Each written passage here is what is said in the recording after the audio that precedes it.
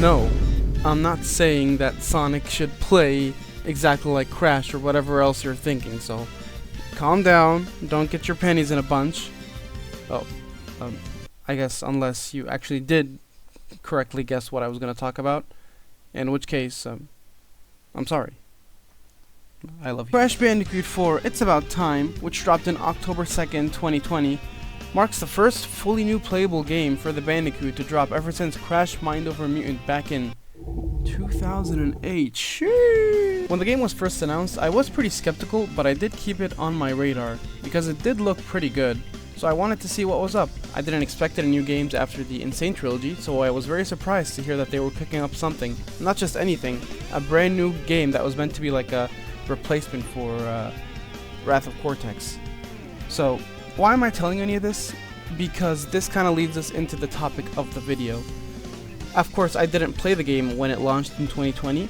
I didn't have the money at the time, or a device that could play it, because I purchased my PS4 in 2021, if you can believe that. So fast forward to mid-22, when somehow I was surprised to find that the game was on PlayStation Plus for free, one of the monthly games. So I downloaded it, of course, and I played it.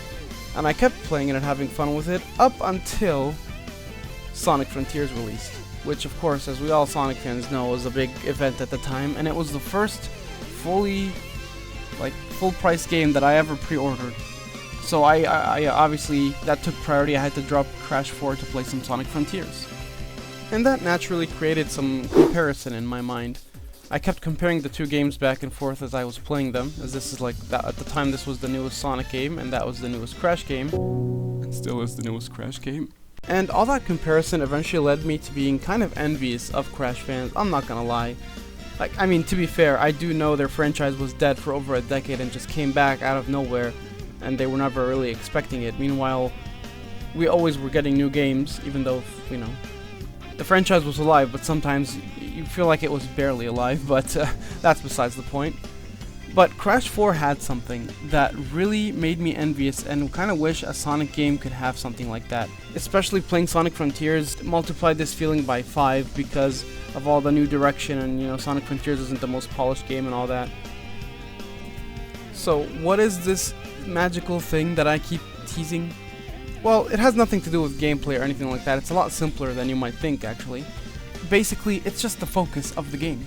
I think everyone who played Crash 4 can understand what I mean when I say the focus of the game. You know, you sometimes play these games where you feel like at the beginning of the development cycle where they were just sitting down in a meeting room and like, alright, we're making Crash 4 or whatever game. What do we want the players to play at the end? What do we want them to experience? And then they just took it to its basics, to the roots. So Crash 4's fundamentals are running, jumping, spinning, getting gems, all that. Cool. We're going to deliver the most concise, just simple, it's pure platforming for like 90% of the game. We're going to make it as challenging as we can. We're going to give them as much content to go back to, more boxes, more gems, more everything, but we're not going to change anything about the basic formula. We might make additions on it, but nothing that overrides what you're doing for the majority of the game. And as you go through the game, you see them follow through on this every step of the way. And it just makes it so that all the other aspects of the game complement the gameplay beautifully. You see all these different environments and locales you go to. They look so beautiful and so in character and in theme for what they were trying to go for. It's not really like ultra realistic or anything, but it's perfectly cartoonish, matching the animation style of Crash and his character and all the gang. You see different playable characters that you get to play as. They're all like, they have their own spin on things, pardon the pun, but they still like keep what the root of the gameplay is. All of them like jump on boxes, all of them have their own way to approach it, but it's still fundamentally what you're doing as Crash and Coca. And what this ends up doing is it makes it so that every location in the game has its own identity without compromising the gameplay itself and what the game is as a whole, right? So yes, there are rail grinding sections, there's chase sections, there's like riding the bear and riding the water bike or jet ski or whatever the hell that thing is. You know, there's all these different things that you do across the game that, to be fair, most of them were in like Crash 2 and Crash 3. And they're back here again, but they're never intrusive enough to where that they take over the gameplay. You're always, you know, platforming, you're always still doing the same thing. And to help this, they introduced the masks, which are 4 different like ways to spice up the gameplay even more. And they have everything else from before. They have the color gems, which unlock new sections and stages. You can go get those. They have the death routes, which are like these cassettes now, where you can play even more levels in 2D, which give you more challenges and more different ways to approach the game. Do you see what I'm hinting at here? The game as a whole feels so big and it has so much to offer, but at no point does it compromise what it wanted to set out to do. I didn't even mention any of the add-ons, like all the costumes you can get, the inverted mode, which is like the same levels but with a neat like filter on top where it's just a different way to engage with the core content that's there, you know? Some may say this is just lazy and reusing the gameplay that you already are playing through, but to be fair, 90% of it isn't mandatory. It's there for either 100% completion, or if you just want to go back and play these stages again but in a different way, or an easier way to unlock the costumes, which again is another optional thing to engage with. The game feels so big and so massive without compromising the core values that they wanted to get across, that they wanted the player to play at the end of it. Which takes me back to Sonic. And with that previous point mentioned, I think it's easier to understand what point I'm trying to mention here about the Sonic franchise. Even like setting aside Sonic Frontiers and the new direction we're taking, this series was never really known for its consistency. Even when they like have a set formula that they're following for like at least 2 games in a row, you never know. It's not like they're actually trying to perfect this formula or have it as a constant thing that releases every couple of years. They could just try something else out of the blue and just completely forget this formula. And it's happened twice now where we have the adventure games and alright, cool, we're doing that. But then we do Heroes and then Shadow and then we try to go back to 06 and then problems happen. It's not as expected. Alright, moving on. We enter the same cycle again with Sonic Unleashed, and then we try to, refine it more with Sonic Colors and then Sonic Generations. Alright, cool, we have a pattern set here, we have something we're doing. And then Sonic, what's Lost World? What are we doing? And then we later try to course correct and go back with Forces, but something goes wrong and it doesn't come out as expected. Do you understand what I'm saying? You don't even have to look at the series as a whole to see this. You could just look at individual games and see this philosophy applied every time. Like a game like Sonic Adventure. The Sonic series already had multiple playable characters before, like Sonic 3 and Knuckles started it, and every character was different in what they did. But that didn't take away from what we were doing as the core of the game. But you go to Sonic Adventure and every character is doing their own thing, and they introduce new characters on top of that, which, that's nice and all, but again, it just keeps taking away from what the core is, what we're here to play, right? You can tell me all day that you love Knuckles treasure hunting, you love Biggs fishing, or whatever, you love Gamma. That's great, but like I mentioned, it just keeps taking away from the portion of the game that everyone was there to play. Like, I think of a game like Sonic Adventure 2, and I try to compare that to Crash 4. In Crash 4, most of the time, you're playing as Crash or Coco. Even if you didn't like Tana or Dingodile or whatever, you were not playing as them for, very long. In fact, you were actually playing only one level with them, their introductory level that you had to play, and other than that, all their other stages were optional. That isn't the case, and not only is not the case in Sonic Adventure 2, the cake is split even between all 3 playstyles.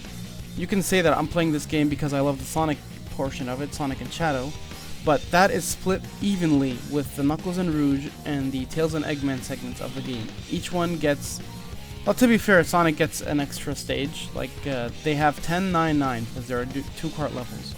But still, it's basically the same ratio here, right?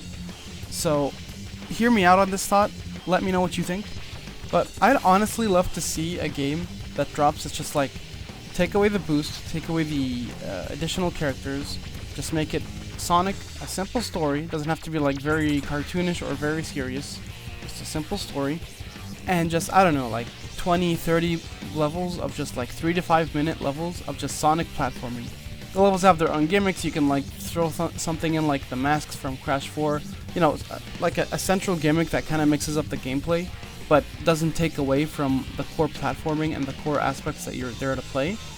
And that's just it, that's the game, right?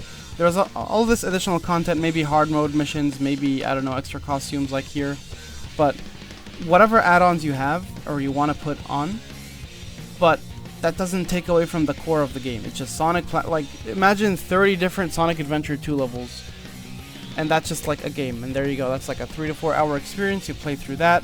They have their own rankings, so you can just go back and play them. They have hard mode, they have extra missions. I don't know what else they could have, but right, it's just a game, which with a core, like, here's the scope. You just want Sonic platforming, and that's about it. And then you have like 30 to 40 stages of that, and there you go. Now, I know that realistically this is a lot harder to ask for because the Sonic franchise has a long history with all this different gameplay styles that we were accustomed to.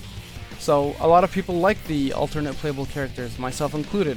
A lot of people like the boost formula and will be sad to see it like not present. What about 2D gameplay? What about hub worlds? What about this? What about that? So I know that franchise with the history like Sonic, it's a lot harder to, when you want to pitch like a more focused idea like this, you have to like sit down and think, okay, so if you want to boil down the formula to its most basic aspects and what's the core of the game, what do we keep, what do we throw out, right? So that's a topic for a different video. And speaking of which, I did want to make a video about alternate playable characters in Sonic and how they should be handled. But for this video, I just wanted to pitch the idea of, think of like a game like Sonic Adventure 2, except only Sonic stages, and like a simple plot, and just like Sonic platforming. I've been playing a lot of Crash 4, and I just feel like if the game like has a good art style, a good soundtrack, you know, a bunch of like ways to keep you coming back in different modes to play the game, I think there's like a really good idea there, right? So let me know what you think. Anyway, I've rambled on for long enough. I feel like I got my point across. This is just an idea I've had for a while now, and I kind of wanted to talk about it. And to be honest, guys, I have to come clean a bit here. This video was partially made because I kind of really wanted to glaze Crash 4 for a bit. I know. It was pretty hard to tell, and I hit it pretty well. I'm pretty smart like that. In fact, you probably wouldn't have figured it out unless I told you, but I figured I should be honest with my viewers. So, yeah, I really like Crash 4, guys, and I want to talk about this game more. So, yeah. But, yeah, I won't keep rambling for too long. Basically, this is kind of like a follow-up to the Shadow Generations video I made earlier, where I wanted to talk about like what we should expect in a sequel for Sonic Frontiers. This was more about what I would like to see like as its own release, like a more focused game. Let me know what you want to see. Like I know people commenting like they want a Silver game, they want a game about Shadow again, they want like a game about Knuckles or whatever. A Riders game, I don't know. Like there's infinite possibilities with this franchise. So let me know what you like and what you'd like to see down below for Sonic. If you like this stuff, like, comment, sub, all that good stuff. And thanks for watching. Have a good one.